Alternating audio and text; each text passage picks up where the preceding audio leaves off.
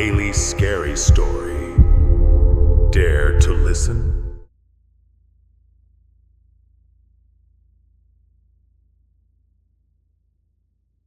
The museum after hours was a silent sanctuary, saved only for curators and restorers like Clara.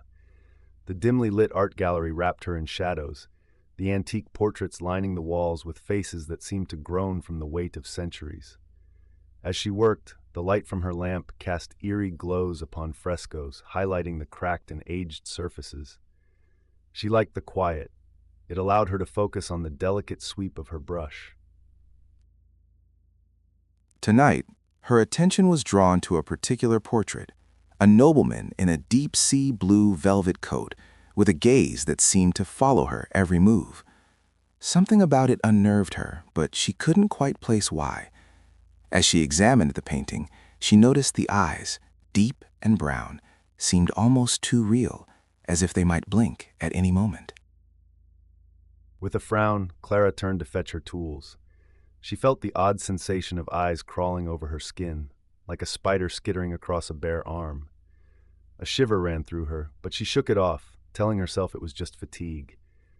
Paintings couldn't watch her. They were just oil on canvas. Returning to the portrait, Clara gasped. The nobleman's expression had changed. His lips were slightly parted, forming a soft, knowing smirk. She blinked hard, rubbing her eyes, convinced her mind was playing tricks. Yet when she looked again, the smile was undeniably there, mocking her disbelief. Determined to prove herself wrong, Clara reached for her phone to take a photo. Her hands trembled, making the frame blur as she snapped a shot. But the moment she glanced back up, something else seemed to change.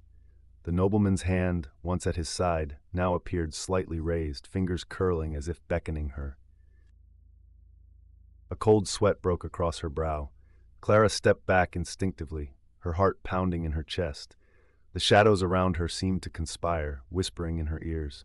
With a deep breath, she steeled herself, deciding to finish her work quickly and leave this unnerving gallery behind. As she worked, she couldn't shake the feeling of being watched. Out of the corner of her eye, she swore she saw movement in the painting, subtle yet present. Every time she looked, the nobleman seemed to stand a bit closer to the edge of the canvas. Desperation clawed at her throat. Finally, she packed up her tools, unable to take another minute under that persistent gaze. As she turned off her lamp, the room plunged into a deeper darkness, and she hurried to the doors. A loud crack echoed behind her, like a frame breaking apart, and she froze mid-step. The hairs on her neck prickled as the realization struck her. She was alone with whatever lurked inside that portrait. She could feel the nobleman's eyes even through the darkness, drawing her back. Against her better judgment, she turned around slowly, squinting through the inky blackness. The nobleman was gone. A scream stuck in her throat as she scanned the gallery, searching for any sign of movement. The empty frame hung on the wall like a gaping maw, but Clara couldn't tear her eyes away from it, knowing something was terribly amiss. A soft rustling behind her made her spin around, heart hammering against her ribs. There, in the shadows, she saw the nobleman, stepping out from behind another painting like a specter. His eyes bore into hers, and his smile was wider now, reaching beyond the canvas into reality. Clara couldn't breathe, couldn't think. She was trapped between screams and silence. The gallery swirled around her as the nobleman reached out a ghostly hand, brushing her cheek with a touch that was cold and eternal. She stumbled back, dizzy, the world spinning until everything went black.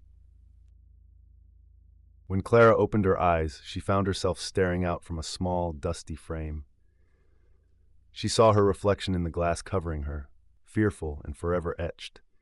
Her heart beat frantically, but she couldn't move her limbs. She was the new portrait, her soul woven into the canvas for eternity. Visitors to the gallery now pause before Clara's portrait. They comment on the lifelike quality of her eyes, whispering among themselves about the eerie sense that they're being watched. And as they move on, a subtle movement can be seen, a flicker in her eyes, a silent plea for help, as the gallery's shadows play tricks once more.